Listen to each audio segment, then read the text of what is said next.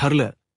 तर मग या मालिकेच्या आजच्या भागामध्ये रविराज सर अर्जुनच्या ऑफिसमध्ये आलेले असतात. आता अर्जुन आपला प्लॅन रविराज सर आणि चैतन्य यांना सांगू लागतो. अर्जुन म्हणू लागतो, तुमच्या लक्षात येते का खरं? तर मला सायलीची आयडिया अगदी बरोबर वाटत आहे. म्हणजे आपल्याला आता महिप्त शिकरे सारखाच विचार करावा लागेल. त्याच्याच सारखं आपल्यालाही आता खेळ खेळावाच लागेल.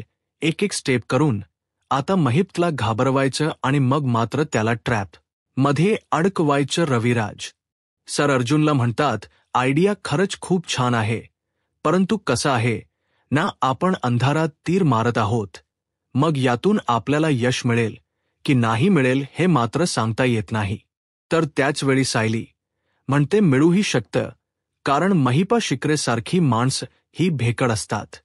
जोपर्यंत आपण पकडले जात नाही तोपर्यंत ते अगदी निर्धास्त बिनधास्त असतात आणि तोपर्यंतच त्यांच्या काहीत दरारा असतो. पण ज्या क्षणी त्यांच्या लक्षात येतं की आपण पकडले जाऊ शकतो, आपल्याला आता कोणीतरी नक्कीच या सगळ्यामध्ये अडकू शकतं, तेव्हा मात्र ते खचून जातात आणि याच संधीचा फायदा आपल्याला घ्यायचा आहे. रविराज सर म्हणतात, मला तरी वाटते की आपण हे सगळी काही शक्यता दर्शवत आहोत, परंतु महिपा शिखरे सारख्या माणसाला ट्रॅप करणं खरंच खूप अवघड आहे. अर्जुन म्हणतो, परंतु अशक्य नाहीये. आपल्याला आता काहीही करून या सगळ्यामध्ये महिप शिखरेला अडकवावंच लागेल. त्याचं सत्य आपल्याला शोधून काढावंच लागेल. आता सायली रविराज सरांना विचारते, रविराज काका, तुम्ही आम्हाला मदत कराल ना? तुम्ही आहात का आमच्यासोबत? रविराज सर म्हणतात, अर्थातच, मी तुमच्यासोबत कायम आहे. आणि त्यातही आमच्या ॲक्सिडेंटच्या मागे, प्रतिमाला त्रास देण्यामागे, प्रतिभाच्या आजच्या या अवस्थेला जर महिप शिकरे जर जबाबदार असेल तर मी त्याला शिक्षा देणारच. त्यामुळे तुम्ही जे काही करत आहात त्यामध्ये मी तुमच्या सोबत आहे. चैतन्य म्हणतो, पण आपली पहिली स्टेप काय असणार आहे? तर अर्जुन पहिली स्टेप त्या दोघांनाही समजावत म्हणतो, आपली पहिली स्टेप ही असणार आहे, आता ही चिठ्ठी मला महिप शिकरेपर्यंत पोहोचवावीच लागेल. असं म्हणत आता अर्जुनने एक चिठ्ठी तयार केलेली असते आणि ती चिठ्ठी अर्जुन रविराज सर आणि चैतन्य या दोघांनाही दाखवतो. तर चैतन्य म्हणतो, हो अर्जुन, आपली तर ही स्टेप असू शकते, परंतु मला सांग, आपण खात ऋषीर नाही सांगू शकत की यांच्या अपघातामागे, प्रतिमाहत्या घाबरण्याच्या मागे महिप्त शिकरेचीच आहात असू शकतो किंवा तोच असू शकतो, हे आपण कसं प्रूफ करणार आहोत? अर्जुन म्हणतो, ही चिठ्ठीच आपल्याला या सगळ्या सत्यापर्यंत पोहोचवणार आहे. म्हणजे हळूहळू आपण त्याला असं काही ट्रॅपमध्ये अडकवायचं की त्याला सत्य सांगावंच लागेल आणि आपली पुढची स्टेप ही असणार आहे. असं म्हणत अर्जुनने रविराज सर, चैतन्य यांना आपली पुढची खेळी काय असणार आहे हे आपला प्लॅन सांगितलेला असतो. आता अर्जुन ज्याप्रमाणे प्लॅन सांगत असतो ते प्लॅन रविराज सर आणि चैतन्य ऐकत असतात. तर दुसरीकडे पाहायला मिळतं, किल्लेदारांच्या घरी सुमन काकू किचनमध्ये काम करत असतात आणि त्याचवेळी आता नागराज काका सुमन काकूंना आवाज देतात, सुमन.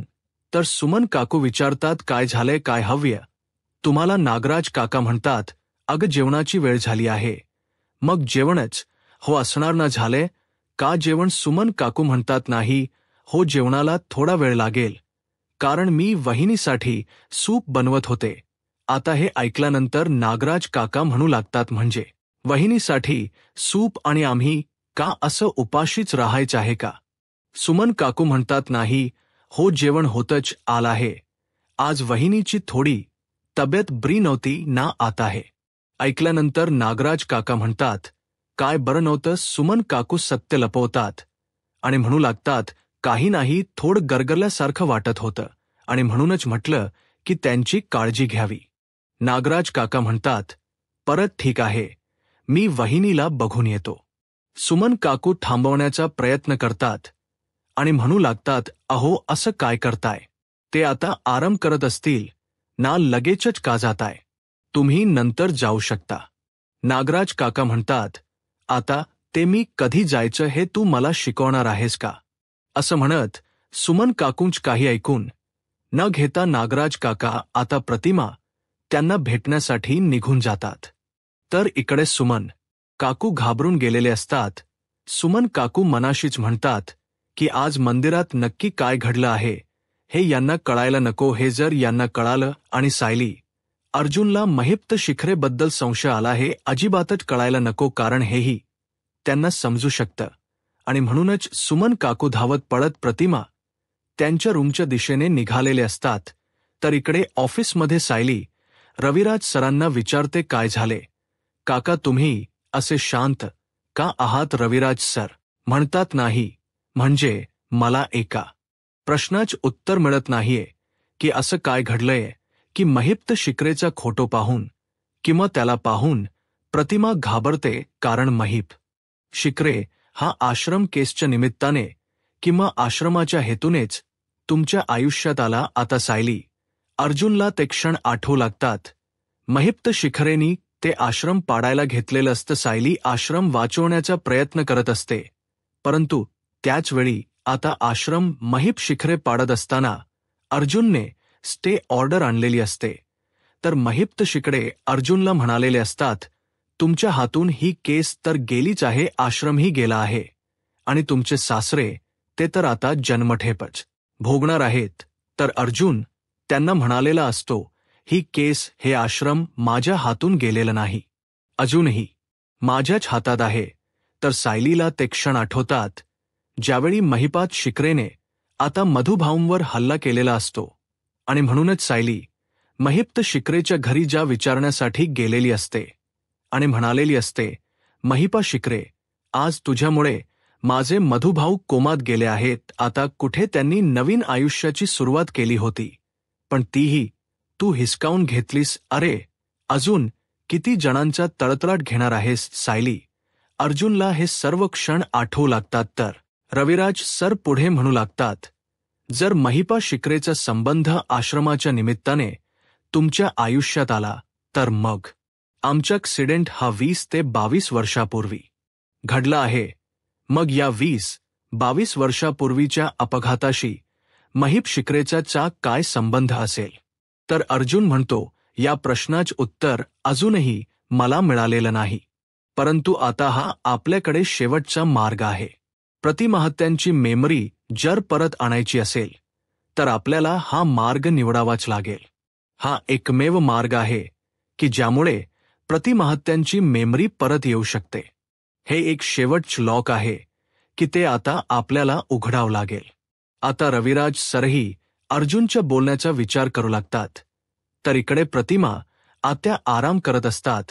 आता नागराज काका रूमच्या दरवाजाजवळ येतात आणि प्रतिमा आत्यांना आवाज देत म्हणतात, वहिनी आत येऊ का? प्रतिमा आत्या म्हणतात, हो या ना. आता नागराज प्रतिमा हत्यांना विचारतात, वहिनी आता तब्येत कशी आहे? प्रतिमा हत्या म्हणतात, आता मी ठीक आहे. नागराज काका म्हणतात, पण काय झालं होतं वहिनी? आता प्रतिमा हत्या या प्रश्नाचे उत्तर देत म्हणतात, आज मी आणि सायली मंदिरात गेलो होतो. तर त्याचवेळी आता प्रतिमा आत्या पुढे काही बोलणार, परंतु तिथे सुमन काकू येतात आणि म्हणू लागतात, वहिनी तुम्हाला भूक लागली असेल ना, तुम्ही जेवून घ्या ना. म्हणजे मी सायली अर्जुनला पण म्हणाले, पण सायलीला आणि अर्जुनला खूप घाई होती. अर्जुनला ऑफिसला जायचं होतं. तर सायली म्हणाली, मी खरीच जेवेन असं म्हणत दोघेही निघून गेलेत. परंतु आता तुम्ही तरी जेवून घ्या असं म्हणत काही करून नागराज काकांपासून सत्य लपवण्यासाठी सुमन काकूंचे प्रयत्न चालू असतात. परंतु आता नागराज काका सुमन काकूंकडे रागाने पाहू लागतात आणि पुन्हा एकदा प्रतिमा आत्यांना म्हणतात, पुढे पुढे काय झालं होतं वहिनी? आता सुमन काकू काय करावं त्यांना काहीच कळत नसतं. प्रतिमा आत्या म्हणतात, तिथे मी आणि सायली ज्यावेळी गेलो त्याचवेळी आता पुन्हा एकदा सुमन काकू म्हणू लागतात, अहो तुम्ही इथे काय बोलत बसलाय? तुम्ही जर अशाच गप्पा मारत राहिलात तर मग त्यांना आराम करायला वेळ तरी कधी मिळणार? तुम्ही चला बघू, तुम्ही जेवून घ्या, त्यांना आराम करू देत असं म्हणत कसं बस आता नागराज काकांना तिथून घेऊन जाण्याचा सुमन काकू प्रयत्न करत असतात. तर दुसरीकडे पाहायला मिळतं इथे ऑफिसमध्ये सायली रविराज काकांना म्हणू लागते, सुदैवाने या कुलपाची किल्ली आपल्या ओळखीच्या छत्रूकडे आहे. रविराज सर म्हणतात, हो तेही अगदी खरं आहे. या आश्रम केसच्या निमित्ताने आपल्या हे लक्षात आलं आहे की महिपा शिखरे हा कसा रिएक्ट होऊ शकतो, म्हणजे कुठल्या क्षणी तो कसा रिएक्ट होऊ शकतो, कुठल्या क्षणी तो कोणत पाऊल उचलू शकतो याबद्दल आपल्याला अगदी नीट माहीत आहे. आणि याच गोष्टीचा आपण फायदा करून घ्यायचा आहे असंच म्हणायचं आहे ना सायली तुला? तर सायली म्हणते की हो रविराज सर. पुढे म्हणतात की ह्या एका ॲक्सिडेंटमुळे मी माझं संपूर्ण कुटुंब उद्ध्वस्त झालेलं पाहिलेलं आहे. आता रविराज सरांना पूर्वीचे दिवस आठवतात. 20 ते 2 वर्षांपूर्वी त्यांचा झालेला ॲक्सिडेंट आणि कुटुंबाची झालेली वाताहत. रविराज सर म्हणू लागतात, या एका अपघातामुळे मी माझी बायको गमावली, मी माझ्या मुलीला गमावलं. आज 22 वर्षानंतर ते सगळे माझ्या समोर आहेत. परंतु या सगळ्यामागे एका तिराईत माणसाचा काय हात असेल हे मात्र काहीच कळत नाही. परंतु या सगळ्यामागे जर महिप्त शिखरेचा हात असेल तर मग त्याचा नक्की हेतू काय होता हे आपल्याला शोधायचं आहे. आणि ते मिळेल का आपल्याला? सायली म्हणते की हो, आणि याही प्रश्नांची उत्तर आपल्याला मिळतील असा माझा विश्वास आहे आणि खात्रीही आहे. तर अर्जुन म्हणतो की हो, माझाही विश्वास आहे. आणि हे बघ सीनियर, आपली पुढची स्टेप काय असणार आहे हे तर तुम्हाला माहीतच आहे. असं म्हणत पुन्हा एकदा आपली पुढची स्टेप काय असणार आहे हे अर्जुन रविराज सर चैतन्य सायली यांना प्लॅन अगदी सविस्तर समजावून सांगत असतो. तर दुसरीकडे आता नागराज सुमन काकूंवर चिडतात आणि म्हणू लागतात, सुमन, अग मी ज्यावेळी आलो होतो त्यावेळी वहिनी काही गाढ झोपली नव्हती, ती जागेच होती. त्यामुळे तिला बोलू देत. आता प्रतिमा हत्यांना नागराज काका म्हणतात, वहिनी अग बोल ना, काय झालं पुढे? तर आता प्रतिमा हत्या म्हणू लागतात, मी आणि सायली ज्यावेळी मंदिरात गेलो होतो त्यावेळी मंदिरात खूप गर्दी होती, खालपर्यंत रांगा लागल्या होत्या. असं म्हणत आता प्रतिमाहत्या खोडलेला सर्व प्रकार नागराज काकांना सांगू लागतात. सुमन काकू मनाशीच म्हणतात, वहिनी यांना तुम्ही सगळं सांगू नका, नाहीतर यांना संशय येईल की सायली अर्जुनला महिप्तबद्दल कळाला आहे. आणि म्हणूनच सुमन काकू नागराज काकांना आवाज देत म्हणतात, अहो वहिनीचा चेहरा बघा. नागराज काका म्हणतात, काय झाले? तिचा चेहरा तर अगदी व्यवस्थित दिसत आहे. सुमन काकू म्हणतात, अहो तुम्हाला दिसत नाहीये का? वहिनींचा चेहरा अगदी थकल्यासारखा वाटत आहे आणि त्या घाबरल्याही आहेत. तुम्ही नका बरं त्यांना बोलायला सांगू आता. प्रतिमाही म्हणू लागतात, हो भाऊजी, मला खरंच खूप त्रास झाल्यासारखा वाटत आहे, थोडं थकल्यासारखं वाटत आहे, आपण नंतर बोलूयात का? आता प्रतिमा आत्यांनीही बोलण्याला नकार दिलेला असतो. सुमन काकू म्हणतात, चला बरं तुम्ही जेवायला वहिनीशी, तुम्ही नंतर बोला. नागराज काका म्हणतात, बरं ठीक आहे, चल वहिनी मी येतो. असं म्हणत नागराज काका सुमन काकू सोबत बाहेर येतात. आता सुमन काकू पुढे चालत असतात आणि म्हणू लागतात, तुम्ही पण काय वेळ घालवताय? अहो वहिनींना पित्ताचा त्रास झाला असेल, बाकी काहीच नाही. आणि तुम्ही सुद्धा किती प्रश्न विचारताय, त्यामुळेच कदाचित वहिनींना चक्कर आली असावी. एवढा विचार नका करू तुम्ही. नागराज काका रागाने सुमन काकूंचा हात पकडतात आणि म्हणू लागतात, तू काय मला वेड समजतेस का? अगं मला सगळं काही कळतंय. आणि तसंही मी आणि वहिनी बोलत असताना तुला मध्ये बोलायची काय गरज होती? सांग ना. वहिनी काही सांगण्याचा प्रयत्न करायची तेव्हा तू मध्ये बोलत होतीस. मी तुला शेवटचं सांगत आहे, यापुढे मी कोणाशी बोलत असताना तू मध्ये कुठलीही लुडबुड करायची नाही, हे मी तुला शेवटचं सांगत आहे. सुमन काकू म्हणतात, अहो तुम्हाला भूक लागली होती. असं म्हणत सुमन काकू पुन्हा नागराजला खोट सांगून या सगळ्यांमध्ये दिशाभूल करण्याचा प्रयत्न करत असतात. परंतु नागराज काकांना मात्र सुमन काकूंचा खूप राग आलेला असतो आणि म्हणूनच त्या क्षणी नागराज काका सुमन काकूंचा हात उलटा फिरवतात, त्यांना त्रास देऊ लागतात. सुमन काकू म्हणू लागतात, अहो माझा हात दुखतोय. नागराज काका आता हात सोडतात आणि म्हणू लागतात, "जा, मला भूक लागली आहे, मला बाहेर जायचे आहे, जेवणाच काही होणार आहे का, जातेस की नाही?" असं म्हणत सुमन काकूंना जेवण बनवायला पाठवतात. या सगळ्यामुळे सुमन काकूंना खूप त्रास होत असतो आणि नागराजला सुमन काकूंचा खूप राग आलेला असतो. तर इकडे महिप्त शिकरेच्या घरी साक्षी आता एका ठिकाणी शांत बसून असते. तिला सतत आता सचिनची आठवण येत असते. सचिन सोबत नसल्याचा त्रास होत असतो. साक्षीला सचिन सोबत घालवलेले क्षण आठवतात आणि त्याचवेळी तिच्या लक्षात येतं अस्मिताने सचिनचा केलेला पाठलाग. आता अस्मिता ज्यावेळी सचिनला पाहते त्यावेळी ती विथरून गेलेली असते. तर दुसरीकडे ज्यावेळी सचिन त्या ठिकाणी येतो आणि साक्षी त्याला विचारते, "तू कुठे गेला होतास?" त्यावेळी सचिन म्हणालेला असतो, "सॅम, अगं तिथे डस्ट होतं ना आणि त्यामुळे मला वॉशरूमला जावं लागलं, मला ओमेट झाल्या होत्या." आणि हे सगळं काही सचिन खोट सांगत होता हे साक्षीच्या सगळं काही लक्षात आलेलं असतं.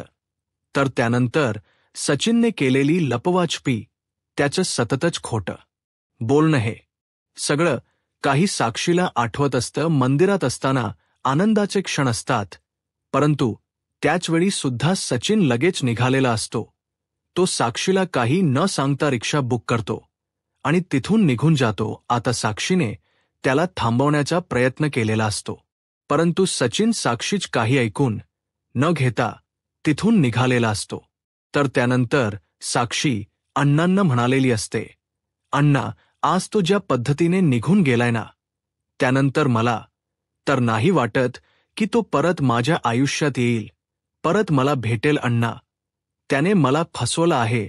असं म्हणत साक्षी वितरून गेलेली असते. सचिन मध्ये ती हरवून गेलेली असते.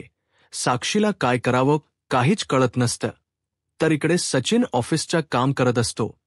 तर अस्मिता सचिनला म्हणू लागते, "सचिन, अरे काय चाललंय? सतत काम काम नाही.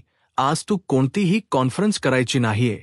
आज तू माझ्यासोबत दीदी दर्शनसाठी येणार आहेस." हे ऐकल्यानंतर सचिन म्हणतो, "काय बरं, ठीक आहे, आपण जाऊयात आता." अस्मिताला धक्काच बसतो. अस्मिता सचिनला म्हणते, "हा तूच आहेस ना? म्हणजे माझाच नवरा आहे ना?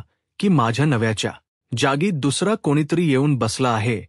कारण या ठिकाणी जर माझा नवरा असला असता तर तो मला काय म्हणाला असता माहीत आहे का? नाही, मी तुझ्यासोबत कुठेही फिरायला येऊ शकत नाही, कारण माझ्यासाठी कॉन्फरन्स खूप महत्वाची आहेत." सचिन म्हणतो, "हो का?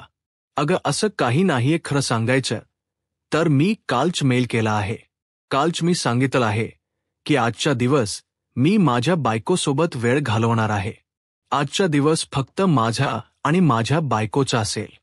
चल, आपण दिल्ली दर्शन करायला जाऊ आणि हो, भरपूर शॉपिंग करायची आहे आणि बाहेरच जेवायचं आहे. चल, तयार हो." आता इकडे मात्र साक्षी सचिनला फोन करण्याचा प्रयत्न करत असते. सचिन आवरत असतो. त्याचवेळी त्याचा फोन वाजतो. सचिन पाहतो तर सॅम असं नाव असतं. सचिन कट करतो. हे सगळं काही दृश्य अस्मिता पाहते. तर इकडे साक्षी पुन्हा एकदा सचिनला फोन करण्याचा प्रयत्न करते आणि मोठ्यानेच ओरडत म्हणते, "उचल सचिन, अरे तुझी सॅम फोन करत आहे, उचल, मला तुझ्याशी बोलायचं आहे." सचिन पुन्हा एकदा पाहतो तर साक्षीचाच फोन असतो. अस्मिता म्हणते, "अरे उचल ना." तर सचिन अस्मिताला म्हणतो, "नाही, अगं ऑफिसमधून फोन आहे." तर हे ऐकल्यानंतर अस्मिता म्हणते, "ऑफिसमधून फोन? अरे तू तर त्यांना कालच मेल केलायस ना, मग ऑफिसमधून सारखे सारखे फोन का येत आहेत?" आता सचिनला काय बोलावं काहीच कळत नाही. सचिन अस्मिताशी खोट बोलत म्हणतो, "अगं मी तुला सांगायचं राहूनच केलं. मी फक्त एकाच ऑफिसला मेल केला आहे, परंतु दुसऱ्या ऑफिसला करायचं राहिलाच आहे, कॅनडाच्या ऑफिसला. तर मी मेल केलाच नाहीये. थांब, मी लगेच मेल करतो." असं म्हणत आता मोबाईल हातात घेत सचिनने इकडे साक्षीचा नंबर ब्लॉक केलेला असतो. साक्षी पुन्हा पुन्हा सचिनला फोन करण्याचा प्रयत्न करत असते. त्यावेळी साक्षीच्या लक्षात येतं की त्याने आपला नंबर ब्लॉक केला आहे. साक्षी बिठारते आणि म्हणू लागते, "याने मला ब्लॉक केला आहे का? कशासाठी केल असेल ब्लॉक? हा कुठे असेल? मी कसं शोधू याला?" सोशल मीडियावर तर नक्कीच असेल मी तिथून त्याला कॉन्टॅक्ट करण्याचा प्रयत्न करू का असं म्हणत आता साक्षी सोशल मीडियाची प्रोफाईल पाहायला जाते. परंतु आता सर्व सोशल मीडियाच्या प्रोफाईल सचिनने डिलीट केलेल्या असतात. हे पाहून साक्षीला धक्काच बसतो. साक्षी म्हणते, याही प्रोफाईल डिलीट केल्या आहेत. कशासाठी, काय झालं असेल, कुठे गेला असेल हा सचिन. आता मात्र साक्षी एवढे बिथरते की तिला काय करावं काहीच कळत नसतं. सचिनच्या अशा वागण्यामुळे साक्षीची चिडचिड होते आणि साक्षी घरातील सर्व वस्तू अस्ताव्यस्ता फेकू लागते. ती मोठमोठ्याने ओरडू लागते.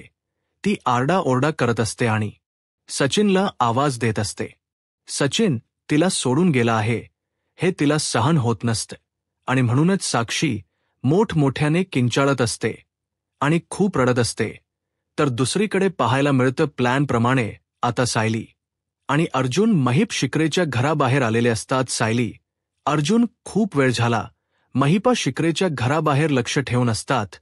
परंतु अजूनपर्यंत महिप्त शिकरे काही घराबाहेर आलेला नसतो आणि म्हणूनच सायली अर्जुनला म्हणू लागते, काहीच कळत नाहीये, महिप्त शिकरे घरात आहे हे मात्र नक्की, परंतु अजूनपर्यंत तो बाहेर येतच नाहीये. आपल्याला वाटत होतं की काहीतरी कारणाने तो नक्कीच बाहेर येईल, परंतु अजूनपर्यंत बाहेर आलाच नाहीये. आता अर्जुन म्हणतो, मग आता आपल्याला जावं लागेल, कारण तो जर बाहेर आला नाही तर आपल्यालाच त्याच्या गुहेत शिरावं लागेल. सायली म्हणते, नाही, असं करून नाही चालणार. मागच्या वेळी आठवतं ना तुम्हाला, आपण थोडक्यात बचावलो होतो. अर्जुन म्हणतो, नाही, परंतु ही रिस्क घ्यावीच लागेल. सायली म्हणते, आपण थोडा वेळ वाट बघू आणि त्यानंतर ठरवू. आता सायली अर्जुन पुन्हा एकदा महिप शिकरेची बाहेर येण्यासाठी वाट पाहत असतात. तर इकडे महिप शिकरे विचार करत असतात आणि त्याचवेळी त्यांना साक्षीचा फोन येतो. महिप शिकरे म्हणतात, बोल साक्षी. साक्षी म्हणते, अण्णा, सचिन मला सोडून गेला. तो कायमचा सोडून गेला. अण्णा हो, तो माझे फोन उचलत नाहीये, मला मेसेज करत नाहीये, माझ्या मेसेजचे रिप्लाय देत नाहीये. अण्णा, तो मला सोडून गेला असं म्हणत साक्षी बिथरडलेली असते. ती रडत असते. आता महिपा शिकरे साक्षीला म्हणतात, अगं त्या दीक्षितमुळे तू स्वतःला त्रास करून घेऊ नकोस. साक्षी म्हणते, मग मी काय करू अण्णा, मी त्याच्यावर प्रेम केलं होतं, माझा आहे तो, आणि आज तो मला सोडून कुठे गेलाय मला काहीच कळत नाहीये. अण्णा, तो जर मला कायमचा सोडून गेला असेल तर नाही अण्णा, मी नाही जगू शकत. आता महिपा शिकरे साक्षीला म्हणू लागतात, साक्षी शांत हो. साक्षी म्हणते, नाही अण्णा, मी आता शांत नाही होऊ शकत, कारण सचिन मला सोडून गेला आहे. अण्णा हो, तुम्हाला माहीत आहे ना, मी सचिनवर प्रेम केलं होतं, परंतु त्याने मात्र माझं प्रेम स्वीकारलंच नाही. मी आता काय करू अण्णा? मी एक काम करू का? मी आता मरते म्हणजे त्या सचिनला कळेल की माझं त्याच्यावर किती प्रेम होतं. महिपा शिकरे म्हणतात, हे बघ साक्षी, शांत हो, थोबाड इकडचं तिकडे करून टाकेन, तू काहीही करणार नाहीयेस, मी येतोय तिथे, आपण बोलू, पण तू असं काहीही करणार नाहीस. साक्षी म्हणते, नाही, मी मरते, मला नाही जगायचं आहे. मी जगले तर त्याला माझं प्रेम कधीच कळणार नाही, पण मी मेले तर त्याला कळेल की माझं किती प्रेम होतं. असं म्हणत आता साक्षी रडतच बोलत असते. महिप शिकरे साक्षीला समजावण्याचा प्रयत्न करत असतात, परंतु साक्षी काही समजून नाही घेऊ शकत. हे महिप शिकरेच्या लक्षात येताच आता त्या तिला भेटायला जायचं ठरवतात. इकडे सायली अर्जुन वाट पाहत असतात. सायली म्हणते, अजून किती वेळ वाट पाहायची आहे, किती वेळ झाला, परंतु हा महिपा काही बाहेरच येत नाहीये. अर्जुन म्हणतो, थांब, तू इथेच थांब, मी जाऊन येतो. सायरी म्हणते, मी पण येणार, तुम्ही एकटे कुठेही जाणार नाहीत. आणि त्याचवेळी अर्जुनला आता रविराज सरांचा फोन आलेला असतो. अर्जुन म्हणतो, बोल ना सिनियर. रविराज सर म्हणतात, तुम्ही कुठे आहात? अर्जुन म्हणतो, ठरल्याप्रमाणे आम्ही महिप्त शिखरेच्या घराबाहेरच आहोत आणि तो बाहेर येण्याची वाट पाहत आहोत, पण तो जर आता बाहेर नाही आला तर आम्हालाच आज जावं लागेल. रविराज सर म्हणतात, हे बघा, तुम्ही असं भलत असेल तर काही करू नका, तो काय करू शकतो हे तुम्हाला माहीत आहे ना प्लीज तुम्ही असं काहीही करणार नाही आहात. अर्जुन म्हणतो आता दुसरा ऑप्शन नाही, आपलं ज्याप्रमाणे ठरला आहे त्याप्रमाणे आपल्याला करावंच लागेल. आणि हो सिनियर तू घाबरू नकोस, आम्ही आमची काळजी घेऊ. रविराज सर म्हणतात जे काही करत आहात ते खूप शांतपणे आणि सावधगिरीने करा, उगाच माझ्या जीवाला घोड नका लावू. अर्जुन म्हणतो सिनियर काळजी करू नको असं म्हणत फोन ठेवतो. आणि त्यानंतर अर्जुन सायलीला म्हणतो मी लगेच तिथे जाऊन येतो. मी आज जात नाहीये, परंतु तिथे नक्की काय सिच्युएशन आहे हे मी बाहेरूनच पाहीन. सायली म्हणते अहो पण सावकाशा. आता सायलीला अर्जुनची काळजी वाटत असते. आता अर्जुन महिपा शिकरेच्या गेटपर्यंत गेलेला असतो. महिपात शिकरे अजूनही बाहेर न आल्यामुळे आता अर्जुन नक्की काय चालू आहे हे पाहण्यासाठी गेलेला असतो.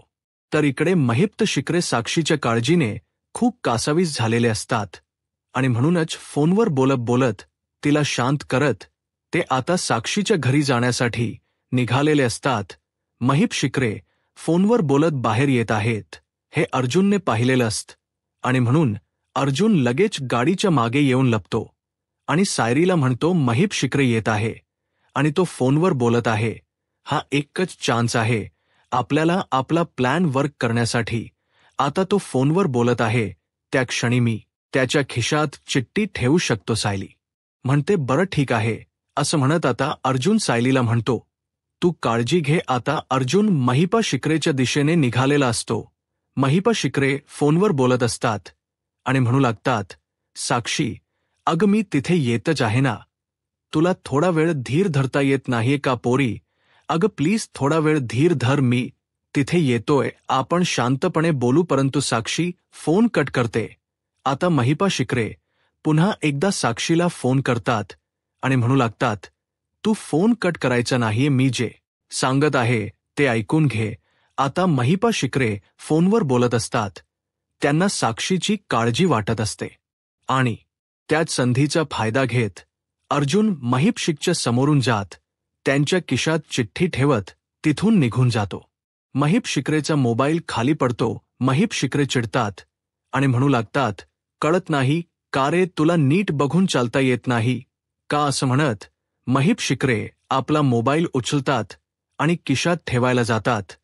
परंतु त्याचवेळी त्यांच्या हाती खिशातील चिठ्ठी लागते. महिप शिकरे ती चिठ्ठी पाहतात. त्यामध्ये लिहिलेलं असतं 22 वर्षापूर्वीचा ॲक्सिडेंट आठवतोय ना, तो अपघात अजूनही माझ्या लक्षात आहे. मला माहीत आहे त्या अपघाताबद्दल. आता मात्र महिप शिकरे घाबरतात. त्यांच्या पायाखालची जमीनच सरकते. ते बिथरतात आणि इकडे तिकडे पाहू लागतात. परंतु तिथे मात्र त्यांना खनिज दिसत नाही. मपशिकेना काहीच कळत नसतं. ती चिठ्ठी ते बंद करतात, खिशात ठेवतात आणि साक्षीच्या काळजीपोटी निघत असतात. ज्यावेळी ते गाडीचा दरवाजा उघडायला जातात त्यावेळी त्यांच्या लक्षात येतं. ते मनाशीच म्हणतात की माझ्यावर कोणीतरी लक्ष ठेवून आहे आणि आता जर मी साक्षीकडे जायला निघालो तर कोणाला तरी साक्षी कुठे आहे हे कळणार नाही. काहीही झालं तरी साक्षी कुठे आहे, ती जिवंत आहे हे कोणालाही कळायला नको. आणि म्हणूनच आता मला साक्षीकडे योग्य नाही. आणि म्हणूनच महिप्त शिकरे आता साक्षीकडे जायचं कॅन्सल करतात आणि ते पुन्हा एकदा खराच्या दिशेने निघालेले असतात. हे सर्व दृश्य सायली पाहत असते. महिप शिकरे पुन्हा एकदा मागे वळून पाहतात, परंतु तिथे त्यांना कोणीच दिसत नाही. महिप्त शिकरेचा राग अनावर झालेला असतो, परंतु तिथे कोणीच नसतं. पण कोणीतरी आपल्याला घाबरवत आहे हे त्यांच्या लक्षात आलेलं असतं. आता हे सर्व काही सायली पाहत असते. महिप शिकरे आता घरात निघून जातात. महिपा शिकरे आपल्या माणसाला आवाज देत म्हणतात पाणी घेऊन ये रे. महिपा शिकरे पाणी पितात आणि त्याला म्हणतात तू काय इथे उभेस निघून. यूट्यूब चॅनलला सबस्क्राईब करा आणि व्हिडिओ लाईक करा. धन्यवाद.